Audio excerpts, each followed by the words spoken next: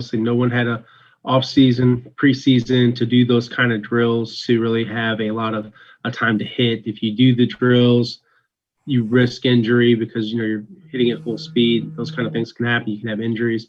What do you think about the tackling? Do you think that that's getting to a point now where it's better? What's your take on the tackling situation overall? Thank you.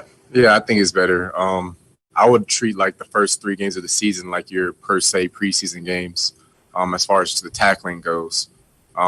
So we're past that. Guys should, be in good shape. We should, every team across the league still touch on it every once in a while. If they start to see any bad habits start to creep up on the tape. But other than that, I don't think tackling should be too big of an issue more than it is any other year. Berman. Justin, how has practice been the last couple of days? Has it been seamless? Has it been a little unusual? Any uncertainty in the air because you got to transition, or is it business, or is it business as usual? Yeah, it is. It is a little bit different, but the main focus has been keeping things as consistent as possible. We still do the same warm up. We have the same coaches game planning. We try and keep everything as normal and seamless as we possibly can in order to just keep the focus on Jacksonville and not on the changes that's happening on the inside of the building. That's out of our control as players. That's out of the coach's control. All we can do is band together as a unit and go make some plays and try and get a win. One of the things, Anthony, we were talking about this week was you got to do a better job against the run. What are some things you guys in the secondary can do to help in the run defense? Yeah, guys just got to be able to help out more. We got to be on the fitting gaps. A couple of different scheme things that Coach Weave has come up with to try and help us plug up the run game a little bit more. But it really just comes down to guys dialing in and doing their job. Everyone just has to buy into what the responsibility of that each player has in the coverage, whether that be I'm supposed to set the edge on this play or I'm supposed to have the B gap. We as players just need to buy into that too and do our job at the end of the day and take care of those things. And now I'll take care of the run itself.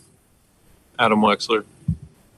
Justin, considering where you guys were 1 month from today, you were flying to Kansas City to get this season started at 0-0. Clearly nobody forecasted what has happened to happen, coach being gone and all the changes being made. How do you view that from your position, the leader of the team, a player, the culpability of management feeling like a change had to be made and versus y'all's performance on the field?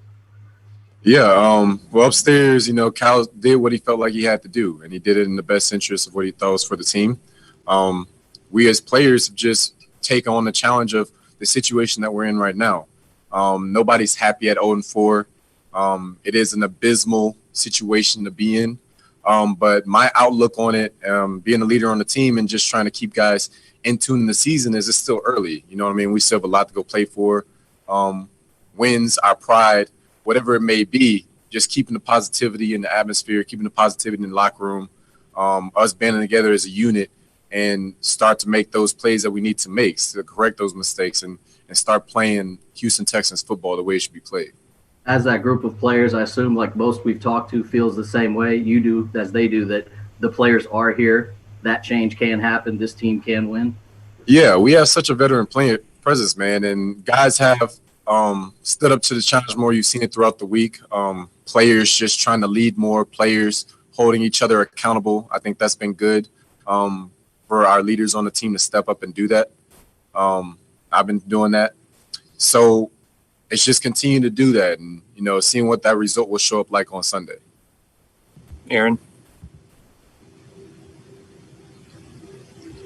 Justin, in terms of rookies, you've been one yourself. What do you tell the younger guys? They haven't played a lot yet, and I know that they, in a year like this, when they don't have the off season, it's probably the hardest year for rookies, in league history. What kind of advice do you give to younger players like John Reid and also Ross Blacklock, just some of the guys that you're around as a vet? Yeah, it's definitely been a tough year for him, man. We said it from the beginning. Really just find the guys that you see are doing it right. This is my advice I tell them. Find the guys that you see who are doing it right consistently day in and day out and do what they do. Follow their example, see how they take notes, get into their mind, ask a bunch of questions. I was never afraid to ask questions. That's how I got a bunch of answers. John is specifically in my room, so he comes and talks to me, Roby, other guys all the time, just picking our brains. So it's good. I like the curiosity that he has. It shows that he really wants to be good. He wants to get better. He has a will to be great. So I think that's a really good thing for him, especially coming into the situation that they were put in, for him to be able to, overcome that obstacle of not having the off season or the preseason.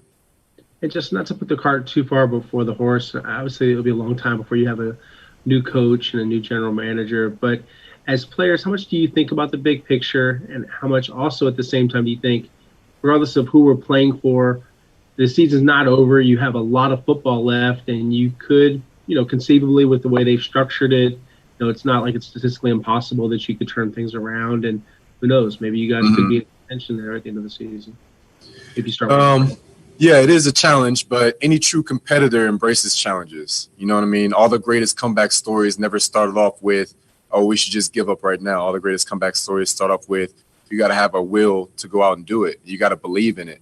And that's the challenge that we have, is having everybody believe in it. The week of practice this week has been good, and players holding each other accountable to turn things around. As far as down the road, I'd be lying if we said we all didn't think about it a little bit, but the true focus of all we can control right now, and this is my roots, this is how I've been brought up my whole life. The only thing I can control is the present. And the present right now is the Jacksonville Jaguars, and all I can do is control how I perform for them in order to help my team get a win. So that's just been the focus, and that's what I try and preach to other guys. Let's just focus on getting this win this week. All that other stuff down the road is going to take care of itself. We start playing good things are going to happen. Thanks, Justin. Appreciate you guys.